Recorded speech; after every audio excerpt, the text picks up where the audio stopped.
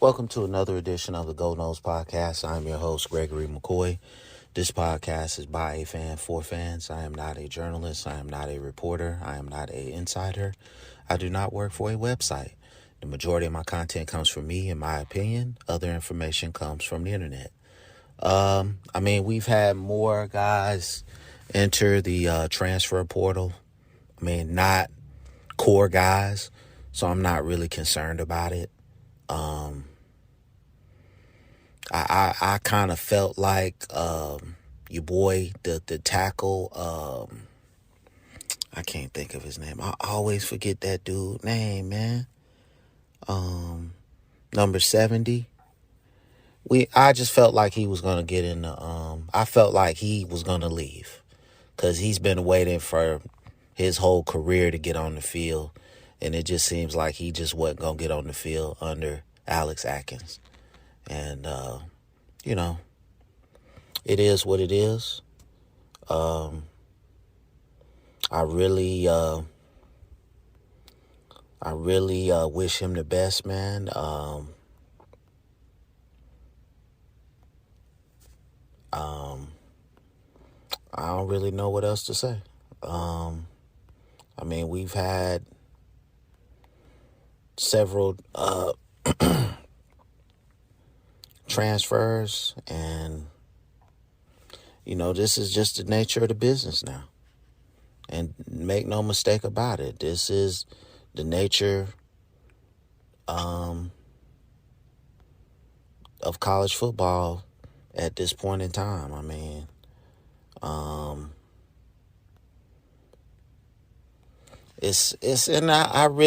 just hate the people that are crying about it. If a player can get a better opportunity, he should go after it. He shouldn't have to explain it. If somebody wants to pay him to come play for their school, it is what it is, man.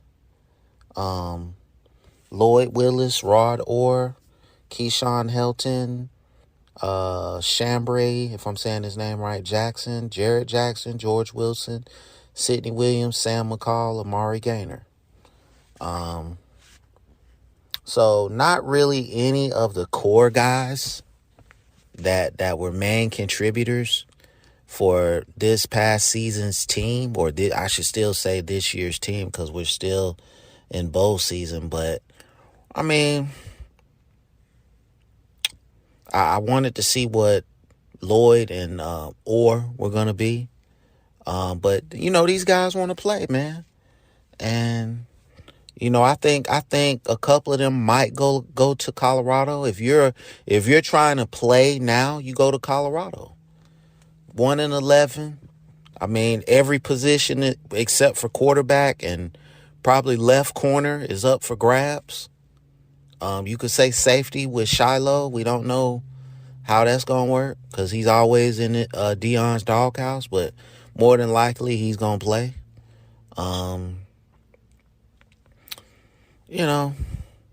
Getting back to the Deion thing, man, it's just, man. I don't begrudge Deion nothing, bro. I just don't. Like, I get the whole stay loyal to the black people and all that stuff. I get that. But at the same time, the institution was stealing money from the football program, allegedly. So if that's true, I could see why he left. He don't want to deal with that. Like, this man, he might have stayed if everything was legit.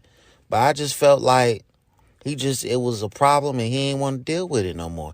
Y'all gave him a chance, but he gave y'all an even bigger chance, because Deion is basically his own brand. And he put his brand name on your university, and you guys benefited tenfold off of him. Maybe he did leverage the experience from Jackson State to get the Colorado job, but look how much money y'all made off of him. He he was gonna get y'all a TV deal. And the school president turned it down, man. So listen, man, I'm not trying to hear none of this mess. You know? And I just like how people, I mean, social media is just a crazy game. People will take a hot topic and just try to make as much money as they can off of it. It's crazy out here. And, I'm not going to say it. I do this as a hobby, man. I understand people do this for a living and they got to make their money, but I'm just not in the business of, downing people for a dollar. I'm just not in that type of business. So, I think Deion going to do big things at Colorado.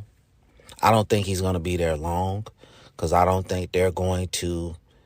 They're hungry to win, and I think once he gets them to a winning point, it's the honeymoon period will plateau. They're in the honeymoon phase right now, but with success comes ego, and we'll see, man. I really hate when people try to speak on Deion's situation and they don't have all the facts. And I'm just of the mindset that it's free will. I can go wherever I want. I'm not obligated to nothing. That's just me. If I don't like my job, I can get another job.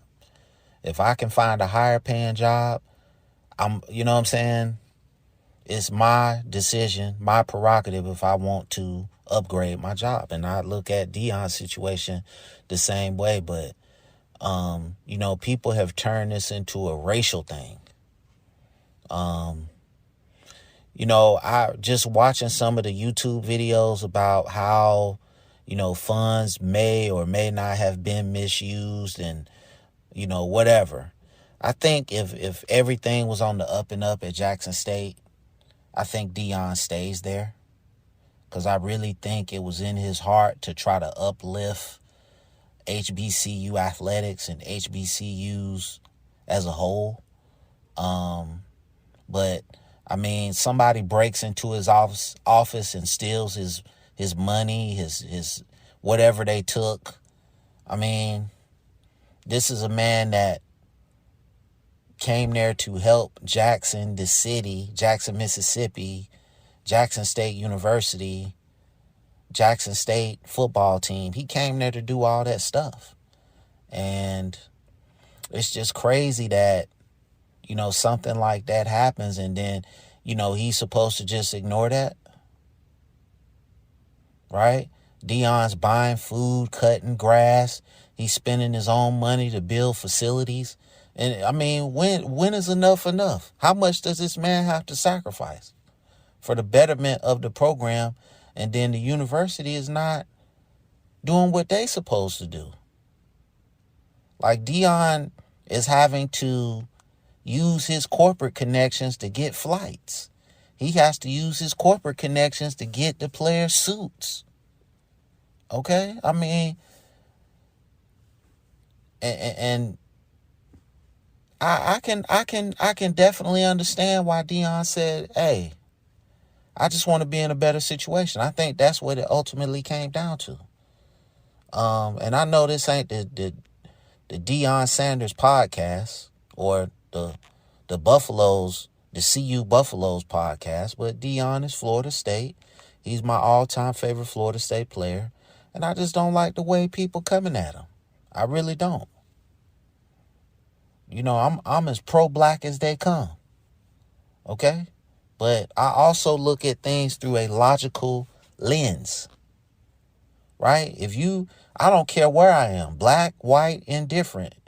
If I'm not being treated right, I'm going to leave. I'm not going to sit here and suffer and endure for anybody. I'm just not going to do that. You call me whatever you want to call me. Okay? No one person can uplift black people. No one person can do it. Okay? It has to be a unified, universal effort. And I don't really like talking about political stuff at all. You guys know that. I mean, during the COVID thing, I hated talking about that, but I just felt like it was relevant. I had a responsibility to speak on it because, people listen to this podcast. A lot of people listen to this podcast. So, but I didn't want to talk about it. And I don't really want to talk about the political side of this whole Deion thing. The whole racial side of this Deion thing. It's stupid. Okay? It's millions of black people in this country. If they really cared about HBCUs, then we could uplift HBCUs. You can't put that all on Deion's shoulders. Okay? Because a lot of these people that went to HBCUs don't even donate their money back to their schools. A lot of them. They just go to homecoming. So, I don't, and whatever you choose to do with your money is your business. I don't sit here and try to hold anybody to any kind of standard in terms of what they do with their money, as long as they not doing anything bad with it. Okay? It's just really sad. I mean, we all know that Deion, you had to know that when Deion put in for the Florida State job, that he had Power 5 aspirations. And he took the job at Jackson State. I knew this. I said, okay, he's going to go down here for a couple years, build up his resume, build up his experience, and then he's going to make the jump to Power 5. I didn't know where it would be, but, any kind of sports fan knows that. So, and I think he's going to do great things at Colorado. It's just, you try to do right by your people and you get screwed. You know what I'm saying? I don't have all the factors. I'm just going off what Deion said. And I don't know if that's 100% true, but I don't see Deion getting on the internet and lying about these type of issues. I just don't see it. I don't see him doing that. Okay? Like I said, Jackson State had to pay that $1 million back a couple years ago. They have a history of, I don't know, misuse or, I don't know, misuse of funds. I guess that's the term you have to go with. So I think on this particular issue, I'm gonna side with Deion. All right, I think I'm pretty much done talking about Deion, man. I wish him all the success at Colorado. And if he plays Florida State, I hope we smoke him. So that's it. Now, we got a commit from the tight end from South Carolina. Mike Norvell's doing a hell of a job, man. You got to give him credit. He's doing a hell of a job. And, slowly but surely, I think he's going to bring this program back to elite status. I think, the powers that be, the NIL collective, boosters, they've done a tremendous job keeping the core together. And I think next year we're going to make a run, man. I think these guys realize that they let this season right here slip away. It could have been a very special year this year. So I think they're going to come in with a renewed focus. And I think, 10 games is regular season. 10 games in the regular season is the absolute, minimum that we're shooting for. We're trying to get to the ACC championship. We're really trying to get to the playoff. And we're trying to do something special, man. And everything is trending in the right direction. I would like to see them get another dominant defensive tackle through the portal. I would like to see them pick up another cover corner or a cover corner, a shutdown corner. I wouldn't mind another pass rusher. Because we don't know what Jared Verse is gonna do. We don't know what we don't know what Jamie Robinson gonna do. So,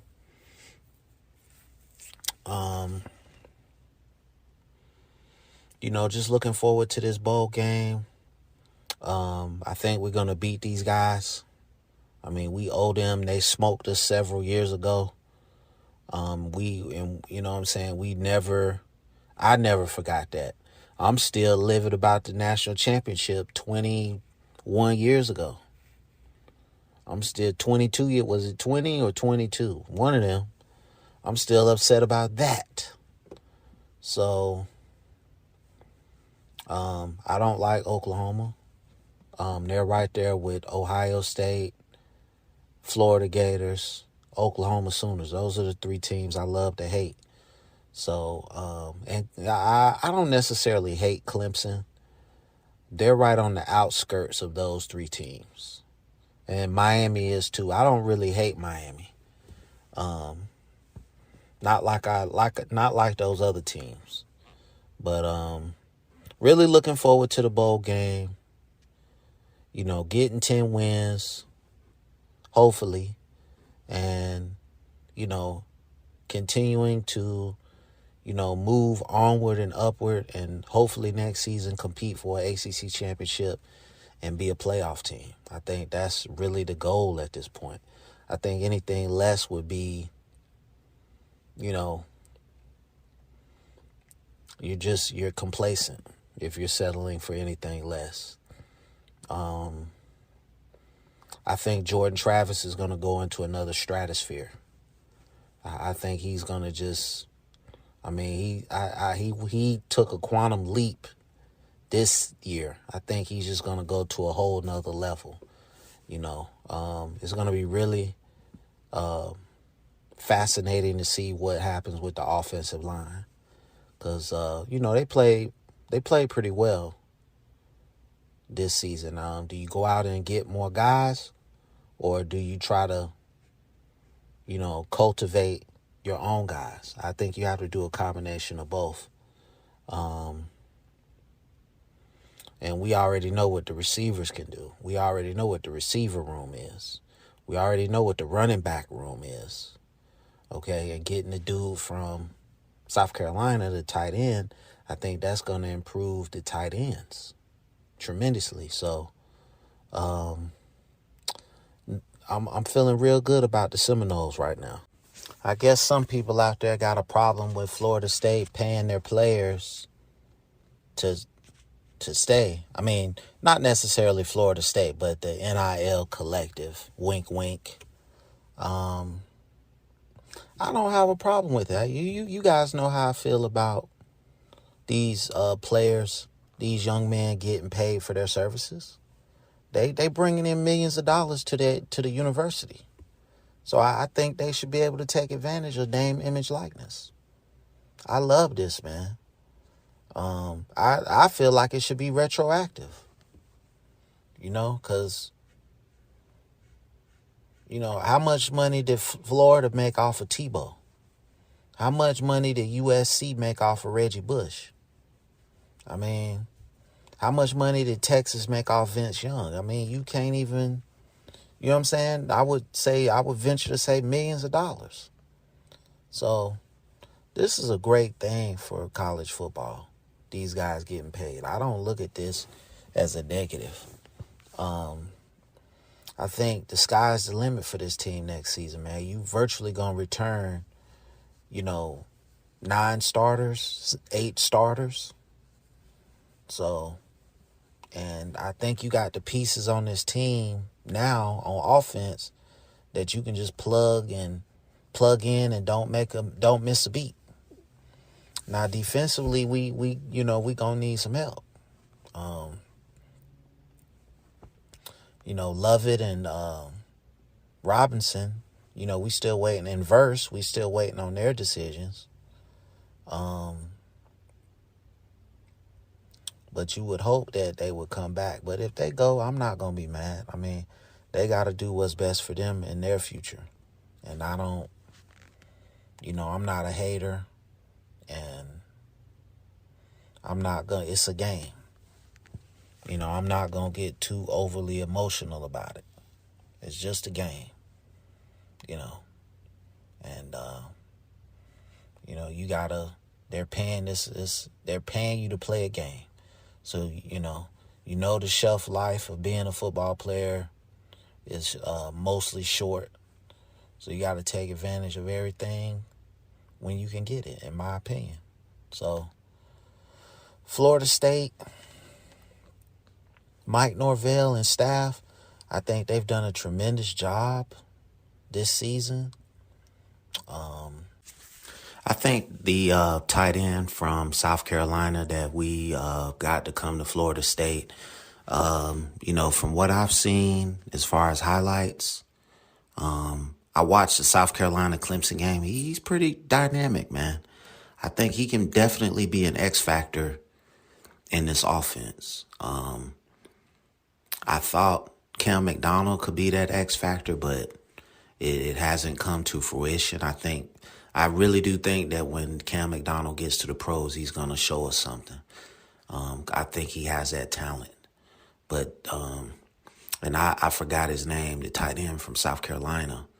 But just watching some of his highlights, I think he's going to be pretty dynamic in this offense. I don't know if he's a true tight end.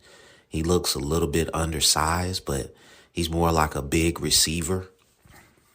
But, if he's going to play the position in a traditional sense, lining up, with the offensive lineman and coming off the line like that, wow. The main thing for me is, who do you get to replace those two guys, Turntine and the guy from Charlotte on the offensive line, and Gibbons? You're losing 3 pieces on your offensive line, 3 core pieces. So it's going to be, and that was, the reason why you had a lot of success this season is because your offensive line played a lot better than they have the last several years. And I'm just really anxious to see the depth chart going forward. Who's going to step up and be,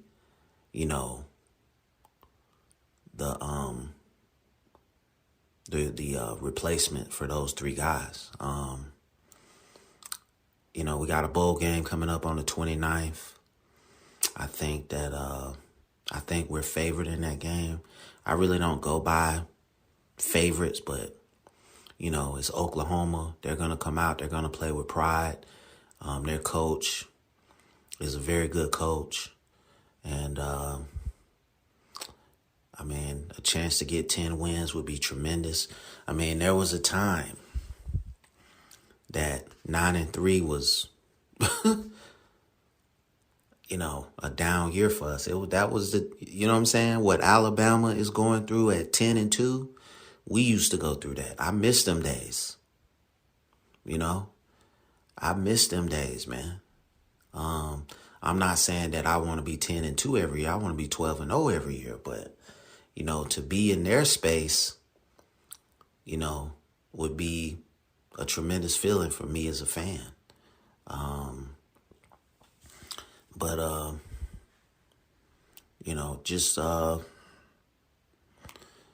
I can't say enough about the players. A lot of these guys forego the NFL to come back one more year and play for Florida State. I know some of them are getting paid to do it, or most of them are getting paid to do it, and rightfully so. I think they should be compensated for their services.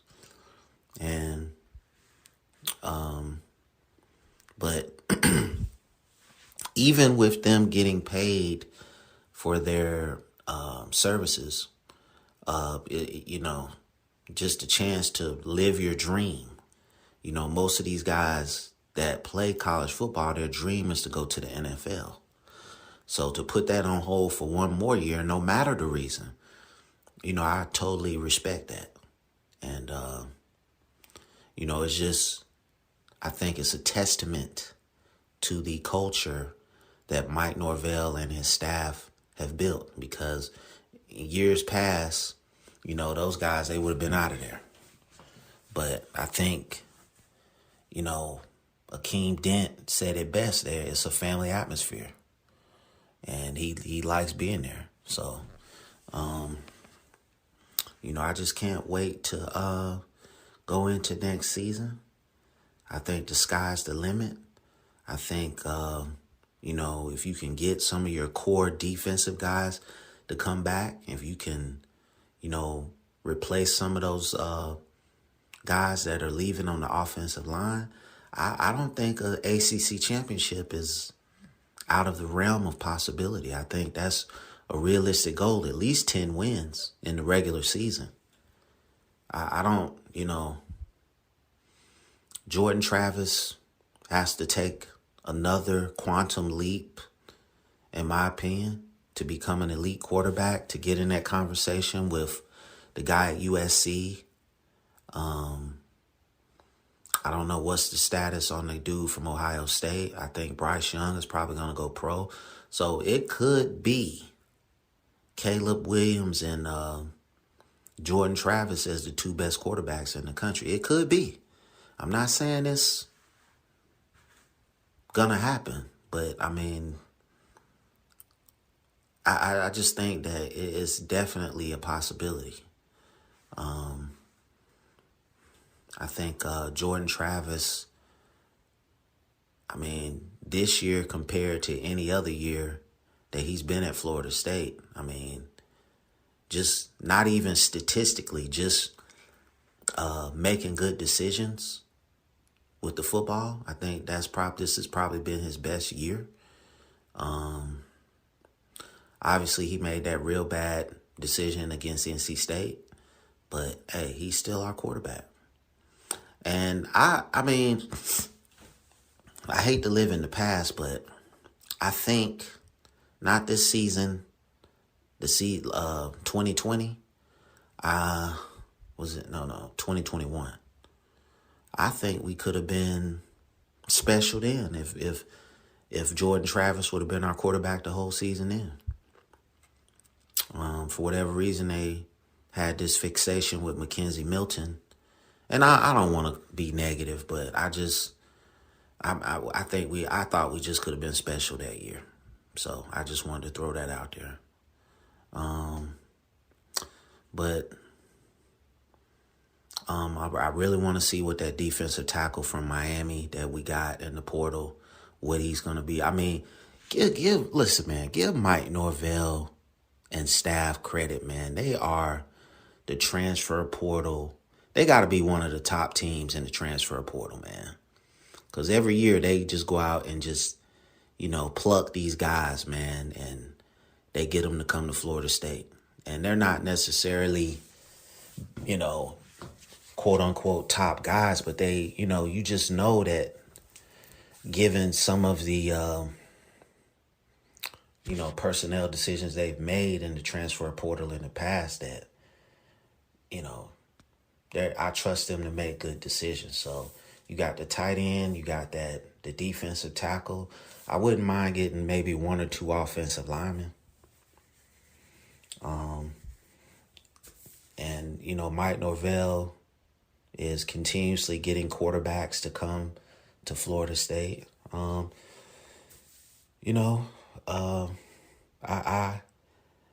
really think that we're going to be special. I really think that one day soon, and maybe when the playoff expands to 12 teams, that we're going to be one of those 12 teams. I really feel that way.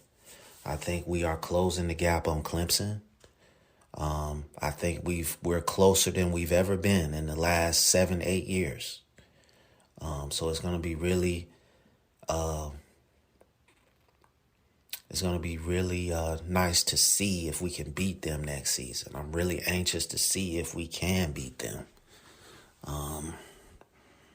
So we have to continue to, elevate. Whatever you did last season, you have to go beyond that. You have to go further beyond that. And, You just can't stay status quo. I think Mike Norvell knows that. I think his staff knows that. And I think the sky's the limit for this team next season. So with that being said, thank you for listening. This podcast is available on YouTube and on all podcast platforms. I really appreciate the support. And as always, go Noles.